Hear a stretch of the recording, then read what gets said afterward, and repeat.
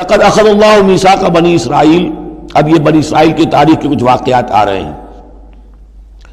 وَلَقَدْ أَخَذَ اللَّهُ مِيثَاقَ بَنِي اسرائیل، اور جس طرح اے مسلمانوں آج تم سے میثاق لیا گیا ہے اور تمہیں اللہ نے جکڑ لیا ہے، باندھ لیا ہے شریعت کے میثاق میں، اسی طرح اللہ تعالیٰ نے بنی اسرائیل کا میثاق بھی لیا تھا. وَبَعَثْنَا مِنْهُمُ اثْنَيْ عَشَرَ نَقِيبًا، اور ان میں ہم نے اٹھا دیے تھے، مقرر کر دیے تھے 12 نقیب. 12 قبیلے تھے، ہر قبیلے میں حضرت موسیٰ علیہ السلام نے ایک نقیب مقرر کیا. یہی ہم نے اپنے اسرے کے ناظرین کے لیے نقیب کا لفظ یہیں سے اختیار کیا ہے. حضور نے بھی 12 نقیب مقرر کیے تھے انصار میں، 9 جو ہیں خزرج میں سے اور 3 اوس میں سے. وقال اللہ انی معکم، اور اللہ نے فرمایا تھا ان سے میں تمہارے ساتھ ہوں، یعنی میری مدد، میری تائید، نصرت تمہارے شامل حال رہے گی. لئن اقمتم الصلاۃ وآتیتم الزکاۃ، اگر تم نے نماز کو قائم رکھا اور زکوٰۃ ادا کرتے رہے. وآمنتم برسلی، اور میرے رسولوں پر تم ایمان لاتے رہے. آئیں گے، پے بپے آئیں گے. حضرت موسیٰ کے بعد سے لے کر تو 1400 برس تک تار ٹوٹا ہی نہیں. پھر ذرا سا وقفہ 600 برس کا ہوا، پھر حضور تشریف لائے. آمنتم برسلی وعزرتموہم، اور ان کی تم مدد کرتے رہو گے. واقرضتم اللہ قرضا حسنا، اور اگر تم اللہ کو قرض حسنا دیتے رہو گے، اپنے مال خرچ کرتے رہو گے اللہ کے دین کے لیے. لأکفرن عنکم سیئاتکم، تو میں لازماً دور کر دوں گا تم سے تمہاری برائیوں کو. ولأدخلنکم جنات تجری من تحتها الانہار، اور میں لازماً داخل کروں گا تمہیں ان باغات میں جن کے دامن میں ندیاں بہتی ہوں گی. فمن کفر بعد ذلک، تو جس نے بھی کفر کیا اس کے بعد، منکم تم میں سے، فقد ضل سواء السبیل، تو وہ تو سیدھے راستے سے بھٹک کر رہ گیا. فَبِمَا نَقْضِهِمْ مِيثَاقَهُمْ لَعَنَّاهُمْ، بس ان کے اپنے اسی عہد کو توڑنے کے باعث ہم نے ان پر لعنت فرمائی. یہ لعناہم جو میں نے وہاں پر محذوف قرار دیا تھا، یہاں پر وہ واضح آ گیا. فَبِمَا نَقْضِهِمْ مِيثَاقَهُمْ لَعَنَّاهُمْ، ہم نے ان کے اسی میثاق کو توڑنے کی پاداش میں ان پر لعنت فرمائی. وَجَعَلْنَا قُلُوبَهُمْ قَاسِيَةً، اور ان کے دلوں کو سخت کر دیا. ثُمَّ قَسَتْ قُلُوبُكُمْ فَهِيَ كَالْحِجَارَةِ أَوْ أَشَدُّ قَسْوَةً یحرفون الکلم عن مواضعہ، وہ کلام کو اس کے اصل مقام سے ہٹاتے ہیں.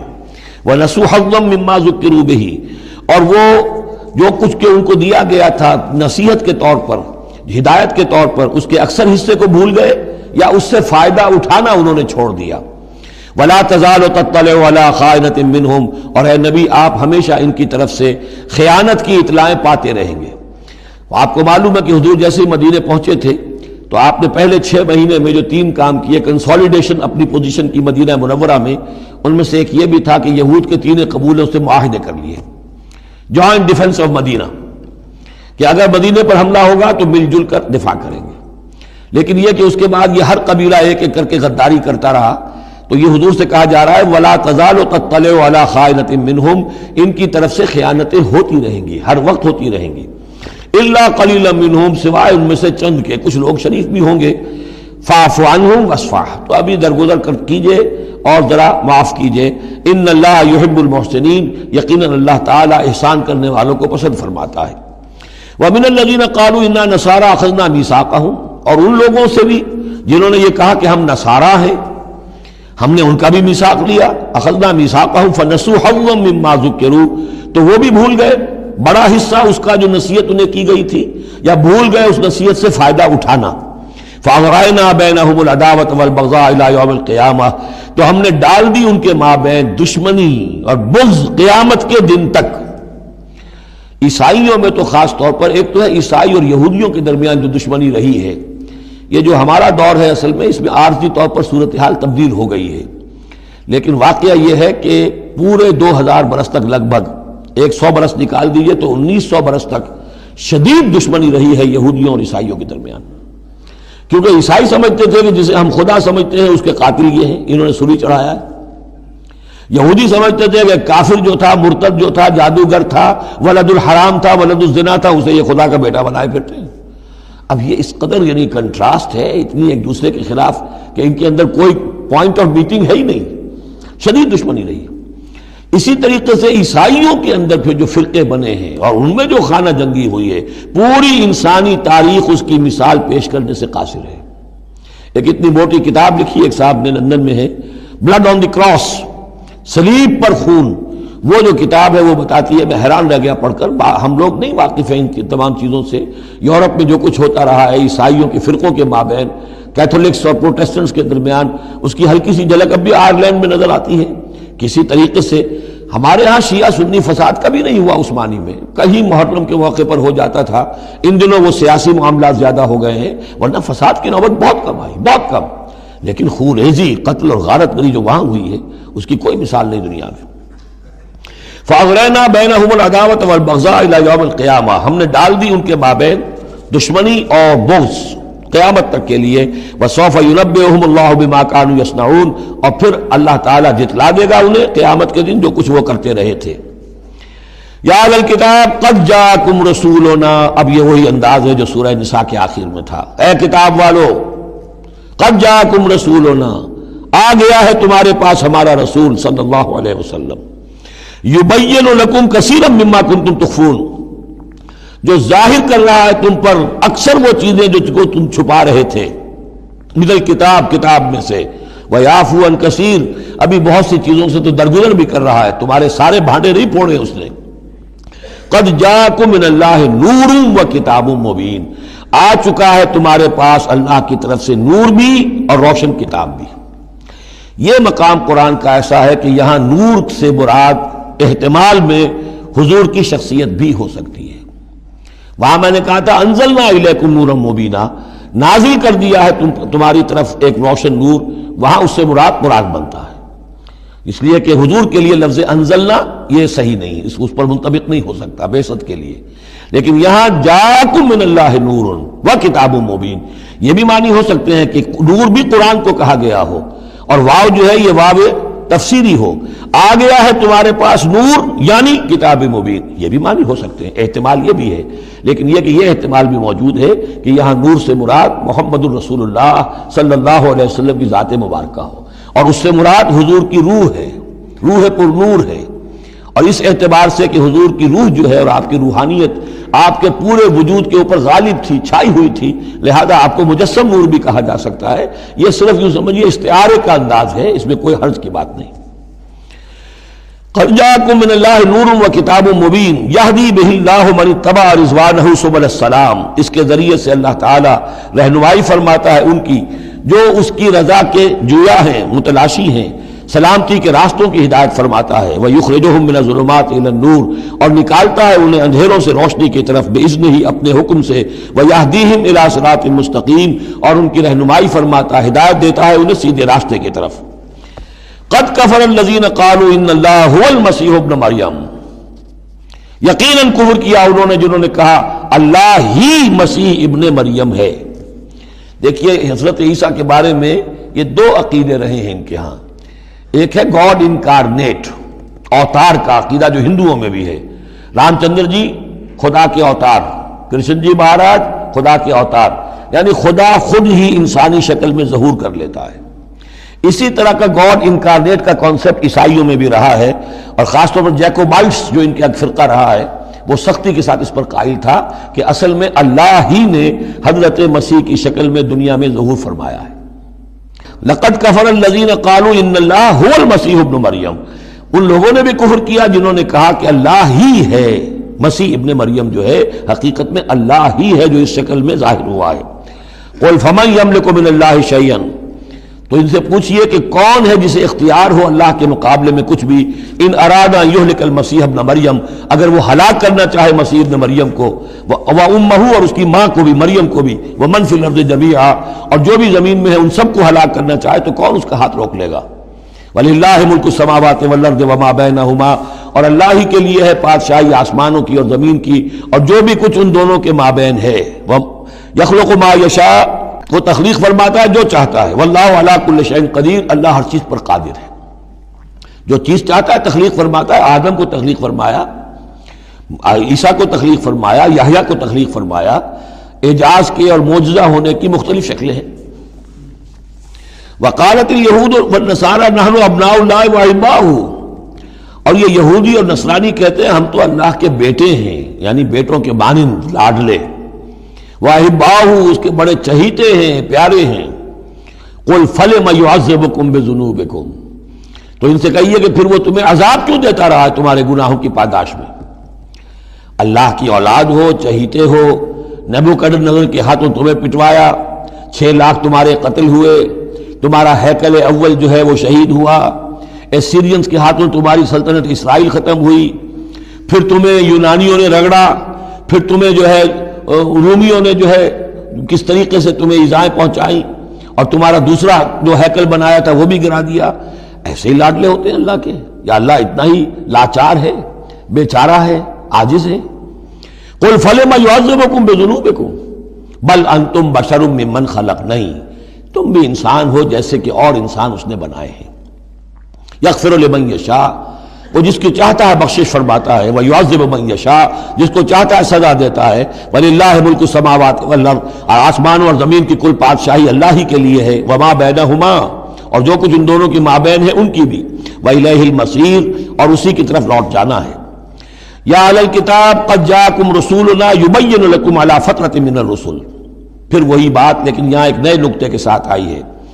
اہل کتاب تمہارے پاس آ چکا ہے ہمارا رسول صلی اللہ علیہ وسلم، یبین لکم، جو تمہارے لیے واضح کر رہا ہے، بیان کر رہا ہے، علی فترۃ من الرسل، رسالت کے ایک انقطاع کے بعد۔ حضرت عیسیٰ اور حضور صلی اللہ علیہ وسلم کے مابین 600 برس ایسے گزرے ہیں کہ دنیا میں کوئی نبی کوئی رسول نہیں رہا۔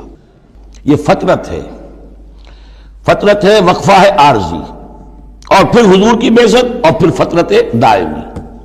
اب رسالت کا دروازہ ختم، 600 برس کے لیے عارضی بند، پھر حضور کی تشریف آوری، اور اب تا قیام قیامت دروازہ بند۔ یا اہل الکتاب قد جاءکم رسولنا یبین لکم علی فترۃ من الرسل ان تقولوا ما جاءنا من بشیر، مبادا تم یہ کہو کہ ہمارے پاس تو نہیں آیا کوئی بشارت دینے والا ولا نذیر، اور نہ کوئی خبردار کرنے والا۔ فقد جاءکم بشیر ونذیر، تو سن لو آ گیا ہے تمہارے پاس خبردار کرنے والا اور بشارت دینے والے۔ رسلا مبشرین ومنذرین لئلا یکون للناس علی اللہ حجۃ بعد الرسل وکان اللہ عزیزا حکیما۔ سورہ نساء کی وہ آیت اب آپ کے ذہن میں رہنی چاہیے، بنیادی آیت۔ واللہ علی کل شیء قدیر، اور اللہ ہر چیز پر قادر ہے۔ اب حضرت موسیٰ علیہ السلام کا وہ واقعہ آ رہا ہے کہ جب کہ مصر سے اپنی قوم کو لے کر نکلے، صحرائے سینا میں رہے، کوہ طور پر بلائے گئے، تورات دے دی گئی۔ اب اس کے بعد انہیں حکم ہوا کہ فلسطین میں داخل ہو جاؤ، اور وہاں جو مشرک اور کافر قومیں آباد تھیں، فلسطی کہلاتے تھے، ان کو تم ان کے ساتھ جنگ کرو، انہیں وہاں سے نکالو، اور یہ تمہارے لیے ارض مقدس اللہ کی طرف سے موعود ہے، اس لیے کہ تمہارے ابراہیم، تمہارے جد امجد تھے وہ یہی تھے، یہی حضرت اسحاق تھے، یہیں سے پھر حضرت یعقوب کے زمانے میں حضرت یوسف علیہ السلام جب مصر چلے گئے تھے تو یہاں سے تمہاری منتقلی مصر ہوئی تھی۔ اب جو اپنا اصل گھر ہے جاؤ اسے حاصل کرو۔ لیکن جب جنگ کا موقع آیا پوری قوم نے کوڑا جواب دے دیا کہ ہم جنگ کرنے کے لیے تیار نہیں۔ اس پر حضرت موسیٰ علیہ السلام کی مزاج میں جو تلخی پیدا ہوئی اور طبیعت کے اندر یوں سمجھیے بیزاری کی شدت پیدا ہوئی، وہ آپ دیکھیے گا کہ ہم یہ سمجھتے ہیں کہ رسول جو ہے وہ اپنی امت کے حق میں شفقت ہی شفقت ہوتا ہے، شفقت بھی ہے، جیسے اللہ کا معاملہ رؤوف بھی ہے، ودود بھی ہے، لیکن عزیز ذو انتقام بھی ہے، انتقام لینے والا بھی ہے۔ یہ دونوں شانیں ہیں۔ رسول کا معاملہ بھی یہی ہے، شفیق بھی ہے لیکن غیور بھی ہے، دین کی غیرت اس میں ہے، آپ سے بڑھ کر اللہ کے دین کی غیرت اس میں ہے، تو آخر ظاہر بات ہے کہ آپ کے طرز عمل سے بیزاری بھی ہوگی۔ پھر ان دونوں چیزوں کو سامنے رکھیے۔ اور یہ بات ذرا میں عرض کر دوں، تھوڑی سا نکتہ ہے سمجھنے کا، کہ چونکہ اس قوم کو اب تک بہت سا تجربہ ہوا تھا معجزوں کا، پیاس لگی، ہم سورہ بقرہ میں پڑھ آئے ہیں، ایک ضرب لگی چٹان پر 12 چشمے پھوٹ گئے، کوئی محنت تو کرنی نہیں پڑی۔ بھوک لگی، من و سلوہ نازل ہو گیا۔ دھوپ لگی، سائبان جو ہے وہ ابر کا سائبان ساتھ ساتھ چل رہا ہے۔ سمندر راستے میں آیا، پھٹا، اس نے راستہ دے دیا۔ تو اس سے یہ بھی کہا جا سکتا ہے کہ اس لاڈ پیار کی وجہ سے بگڑ گئے تھے، اور یہی حکمت ہے کہ حضور کی پوری زندگی میں آپ کو اس طرح کا کوئی معجزہ نظر نہیں آتا۔ مسلمانوں جو کرنا ہے اپنی جان دے کر، ایثار سے، قربانی سے، محنت سے، مشقت سے، بھوک جھیل کر، فاقے برداشت کر کے کرو۔ یہ بہت اہم نکتہ ہے، سمجھ لیجیے۔ یہ عادی ہو گئے تھے۔ وَإِذْ قَالَ مُوسَىٰ لِقَوْمِهِ يَا قَوْمِ اذْكُرُوا نِعْمَةَ اللَّهِ عَلَيْكُمْ إِذْ جَعَلَ فِيكُمْ أَنْبِيَاءَ وَجَعَلَكُمْ مُلُوكًا، اور یاد کرو جب کہ موسیٰ نے کہا اپنی قوم سے، میری قوم کے لوگوں، اور تورات سے معلوم ہوتا ہے، بک آف ایکسوڈس جو ہے 6 لاکھ کی نفری تھی ان کی جب یہ نکلے ہیں مصر سے۔ اب ان میں بوڑھے بھی، بچے بھی اور عورتیں بھی، ان کو نکال دیجئے تو کم سے کم 1 لاکھ تو ہوں گے کہ جو ایسے لوگ ہوں کہ جو جنگ کی صلاحیت رکھتے ہوں، اور نیچے جائیے برسبیل تنزل تو 50,000 تو ہوں گے، لیکن ان کا حال کیا ہوا وہ دیکھ لیجئے۔ یا قوم اذکروا نعمت اللہ علیکم، میری قوم کے لوگوں اللہ کے اس انعام کا احساس کرو جو تم پر ہوا ہے۔ اذ جعل فیکم انبیاء، جب کہ تمہارے اندر اس نے نبی اٹھائے، یعنی خود میں نبی ہوں، میرے بھائی ہارون نبی ہیں، حضرت موسیٰ نبی تھے، حضرت یوسف نبی تھے جو آئے تھے۔ وجعلکم ملوکا، اور تمہیں بادشاہ بنایا ہے۔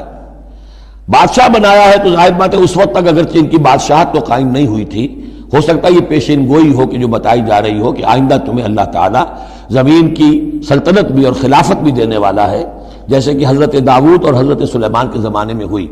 ایک رائے یہ بھی ہے کہ چونکہ حضرت یوسف کے زمانے میں انہیں بڑا اقتدار حاصل ہو گیا تھا، بادشاہ تو نہیں تھے، لیکن یہ کہ واقعتاً بادشاہوں کے بھی، جن کو کہتے ہیں کہ پیرزادے ہونے کے اعتبار سے بادشاہوں کے بھی مخدوم تھے اور ممدوح تھے، تو شاید اس کی طرف اشارہ ہو۔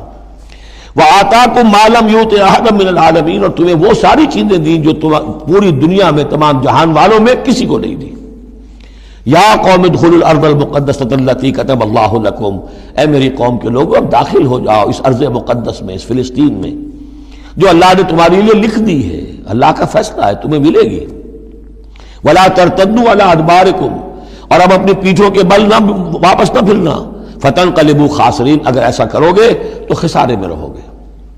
قالوا یا موسیٰ ان فیہا قوما جبارین، انہوں نے کہا موسیٰ ہم فلسطین میں داخل ہو جائیں، اس میں تو بڑی جابر قوم ہے، بڑی طاقتور قوم ہے، قداور لوگ ہیں، لعیم ہیں، جسیم ہیں۔ ان فیہا قوما جبارین وانا لن ندخلها حتى يخرجوا منها، ہم اس زمین میں داخل نہیں ہوں گے، اپنے قدم نہیں بڑھائیں گے جب تک کہ وہ وہاں سے نکل نہ جائیں۔ وَإِن يَخْرُجُوا مِنْهَا فَإِنَّا دَاخِلُونَ، وہ نکل جائیں پھر ہم داخل ہو جائیں گے۔ قَالَ رَجُلَانِ مِنَ الَّذِينَ يَخَافُونَ، کہا 2 اشخاص نے کہ جو خوف رکھتے تھے اللہ کا بھی، انعم اللہ علیہما، اللہ نے بھی ان پر انعام کیا تھا۔ یہ 2 شاگرد تھے جو قریبی صحابی یا حواری تھے حضرت موسیٰ کے۔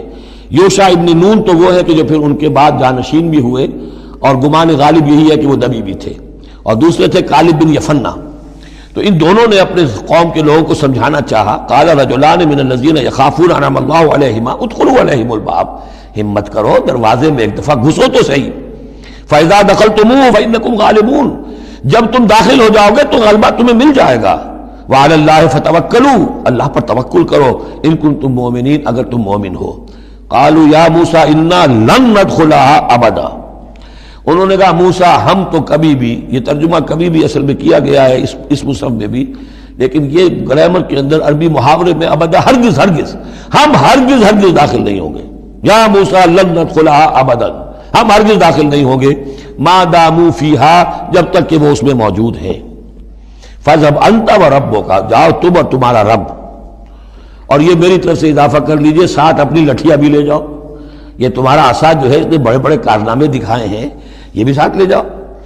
فَذْهَبْ أَنْتَ وَرَبُّكَ فَقَاتِلَا، اور جا کے قتال کرو، إِنَّا هَاهُنَا قَاعِدُونَ، ہم تو یہاں بیٹھے ہیں، زمین جنبت نہ جنبت محمد، ہم تو یہاں ٹکے ہوئے، ہم نہیں ہلیں گے۔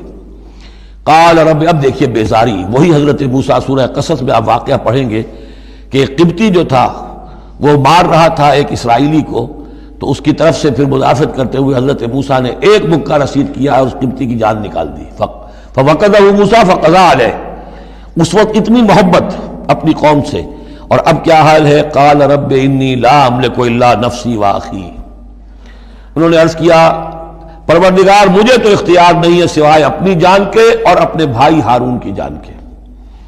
ففرق بیننا، باقی یہ پوری قوم انکار کر رہی ہے تو اب تفریق کر دے، علیحدہ کر دے، جدائی ڈال دے ہمارے مابین، وبین القوم الفاسقین، اور ان ناہنجار لوگوں کے درمیان، میں اب ان کے ساتھ رہنا نہیں چاہتا۔ آج کی اصطلاح میں ہم کہہ سکتے ہیں میرا استعفیٰ قبول فرما لے، کہ میں اب ان کے ساتھ نہیں رہنا چاہتا، ان کی ناہنجاری، جو کچھ انہوں نے دیکھا ہے، میرے ہاتھوں سے جو معجزے دیکھے ہیں، میرے اور ان کے درمیان اب تفرقہ پیدا کر دے۔ اللہ نے یہ درخواست قبول نہیں کی، لیکن یہ کہ تذکرہ بھی نہیں کیا۔ قال فإنها محرمة عليهم 40 سنة، نہیں، ہم جو سزا انہیں دے رہے ہیں وہ یہ ہے کہ اب یہ ارض مقدس، اگر یہ بزدلی نہ دکھاتے ابھی ہم انہیں دے دیتے، اب انہوں نے بزدلی دکھائی ہے تو اب یہ ان پر حرام رہے گی 40 برس تک۔ یتیہون فی الارض، اسی صحرا میں، اسی صحرائے سینا میں، سینائی پیننسولا، یہ بھٹکتے پھریں گے۔ فلا تأس علی القوم الفاسقین، تو اب آپ اس فاسق لوگوں کے بارے میں اب آپ افسوس نہ کریں، اپنے دل کے اندر رنج نہ لیں، اب جو کچھ ان پر بیتے گی، لیکن بہرحال آپ ان کی طرف رسول بنا کر بھیجے گئے ہیں، جب تک زندگی ہے آپ کو ان کے ساتھ رہنا ہے۔ یہاں ذرا یاد کر لیجئے کہ جو حضرت موسیٰ نے کہا انی لا املک الا نفسی و اخی، حضور سے کیا کہا گیا تھا سورہ نساء میں؟ فقاتل فی سبیل اللہ لا تکلف الا نفسک وحرض المؤمنین، اے نبی آپ اللہ کی راہ میں قتال کیجئے، آپ پر ذمہ داری نہیں ہے سوائے اس کے کہ آپ کی اپنی جان ہے، اور آپ اہل ایمان کی جتنی تحریض، ترغیب، تشویق، جتنے ان کے ایمان کے جذبات کو اپیل کرنا ممکن ہے کیجئے، بس۔